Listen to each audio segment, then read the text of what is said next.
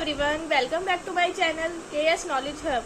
आज हम बात करेंगे वाटर ट्रीटमेंट सिस्टम के बारे में, मतलब कि आरओ वाटर के बारे में मैं आपको पूरा बताऊंगी। अगर मेरे आप चैनल पे नए हैं तो प्लीज़ चैनल को सब्सक्राइब करना मत भूलना और सब्सक्राइब ज़रूर करना, और वीडियो पसंद आए तो लाइक शेयर ज़रूर करना, ठीक है।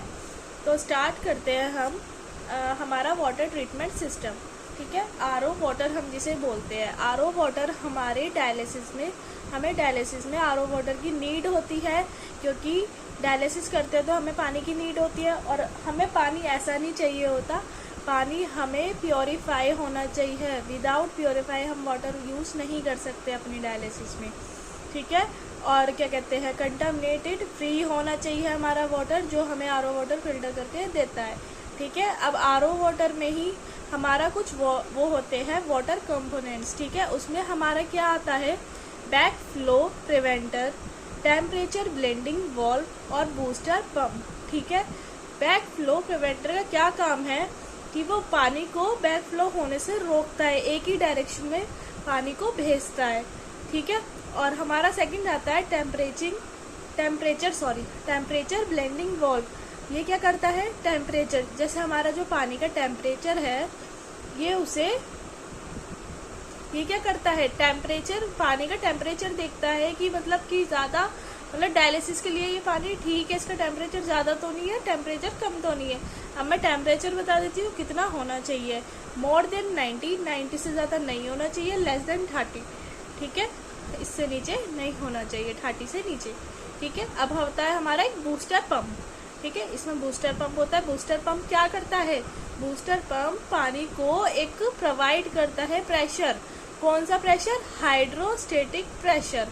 बूस्टर पंप ये प्रोवाइड करता है एक प्रेशर को, क्योंकि पानी ऐसे नहीं जाएगा, उसे भी एक प्रेशर चाहिए, तो क्या होगा, तो ये एक प्रेशर प्रोवाइड करता है हमारा हाइड्रोस्टेटिक प्रेशर, ठीक है।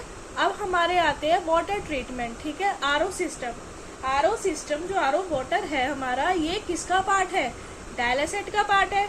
डायलिसेट क्या है, पहले तो ये जानिए आपकी डायलिसेट क्या है, ठीक है। डायलिसेट एक सोल्यूशन है जिसकी आयनिक कंसेंट्रेशन हमारे ब्लड प्लाज्मा के इक्वल होती है, जो एक्सेप्ट करती है सोडियम बायोकार्बोनेट, ठीक है, ये एक्सेप्ट करती है। तो हमारा अब क्या आता है, ठीक है, मैंने बताया जैसा कि आपको, एक डायलिसेट एक सोल्यूशन है, ये 3 पार्ट से मिलके बना है। पहला है हमारा, क्या है पहला हमारा, ए पार्ट, बी पार्ट और आरओ वाटर। ए पार्ट में हमारे ऑल इलेक्ट्रोलाइट्स आते हैं, ठीक है। इलेक्ट्रोलाइट्स मैं आपको एक अलग वीडियो बना दूंगी कौन से होते हैं।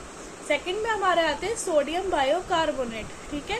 थर्ड हमारा आ जाता है आरओ वाटर, ठीक है। इतना समझ आया।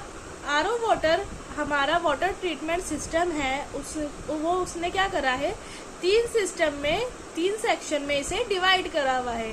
कौन सा, pre treatment, treatment, post treatment, ठीक है। प्री ट्रीटमेंट में कौन से आते हैं, 3 फिल्टर होते हैं हमारे इसमें, ठीक है। प्री ट्रीटमेंट में 3 फिल्टर आते हैं, सैंड फिल्टर, कार्बन फिल्टर और वाटर सॉफ्टनर, ठीक है। सैंड फिल्टर जो हमारा होता है वो क्या करता है, सैंड फिल्टर करता है, उसका काम, उसका वर्क क्या है कि वो डस्ट पार्टिकल और जो विजिबल पार्टिकल, ठीक है, जैसे धूल, मिट्टी, छोटे छोटे मतलब हो जाते हैं कण, मिट्टी के टुकड़े छोटे छोटे नहीं हो जाते, वो जो डस्ट पार्टिकल होते हैं उसे रिमूव करते हैं, ठीक है। उसका ये वर्क होता है सैंड फिल्टर का। सेकंड आता है कार्बन फिल्टर, कार्बन टैंक, ठीक है। ये 2 होते हैं। इसमें हमारा क्या होता है, कैल्शियम,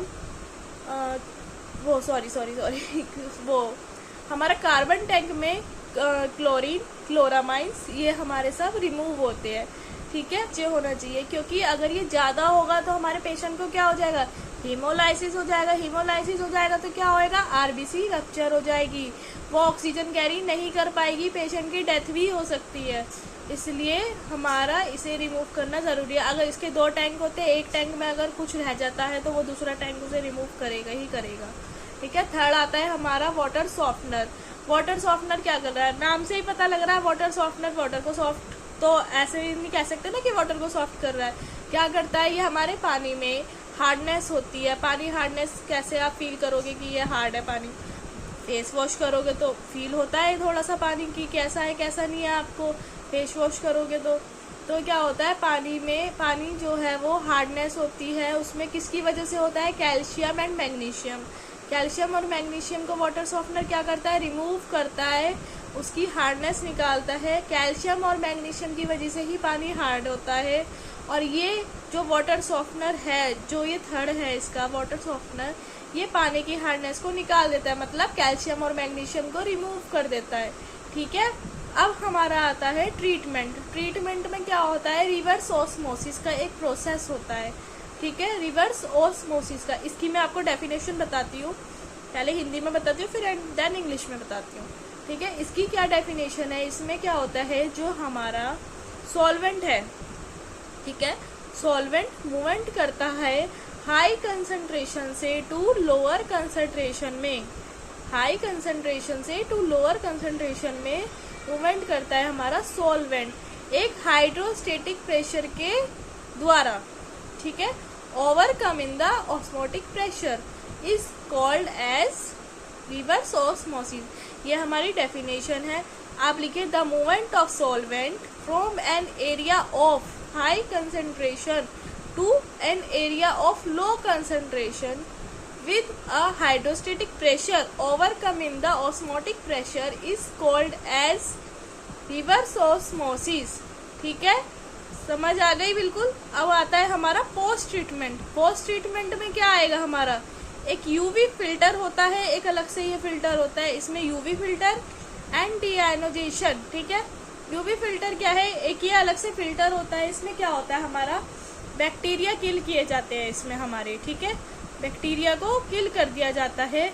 और डीआयोनाइजेशन में क्या होता है? जो पॉजिटिवली जो हमारा चार्ज होता है, नेगेटिवली चार्ज जो ये आयंस, इसमें जो आयंस होते हैं इन्हें क्या होता है? इन्हें रिमूव कर दिया जाता है। ठीक है, अब आता है हमारा एक डिस्ट्रीब्यूशन सिस्टम होता है इसके अंदर। उसमें क्या होता है हमारा ऑफलाइन एंड ऑनलाइन का मेथड होता है। ठीक है, ये मतलब ऐसा होता है कि जैसे एक इसमें स्टोरेज टैंक होता है कि उसमें क्या होता है हम पानी को स्टोर करके रखते हैं। ठीक है, ऑफलाइन में क्या होगा कि पानी रखा है और ऐसे हमने यूज कर लिया।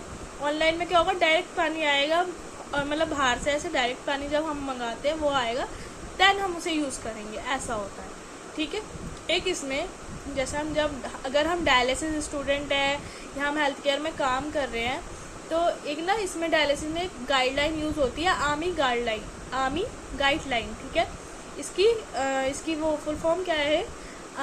Association for the advanced of medical instrumentation. ठीक है, इसमें कुछ ये गाइडलाइन है जो हमें मतलब फॉलो करनी है। अगर आप डायलिसिस स्टूडेंट हैं या डायलिसिस सीख रहे हैं, मतलब आप पढ़ रहे हैं, स्टडी कर रहे हैं इसके बारे में, तो ये आपको गाइडलाइन यूज़ करनी है। अगर आप यही जॉब कर रहे हैं तो ये आपको करनी है। ठीक है, इसमें बैक वॉश वगैरह होता है, मतलब मंथली या वीकली आपको करना पड़ता है मशीन में।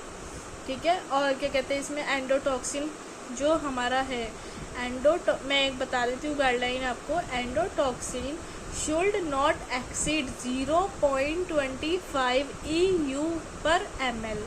ठीक है, with excel and action of level is 0.125 EU per ml।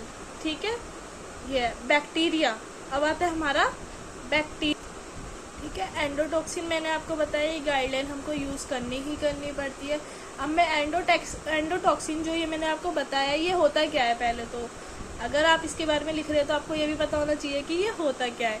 तो ये क्या होता है, जो हमारा बैक्टीरिया है उसके जो डेड पार्ट होते हैं ना, उसे ही हम एंडोटॉक्सिन बोलते हैं। ठीक है, अब बैक्टीरिया के बारे में बताऊं तो इसकी एक ये भी है कि bacteria should not exceed 100 CFU per ml। ठीक है, bacteria should not exceed 100 CFU per ml। ठीक है, with an action level of 50 CFU per ml।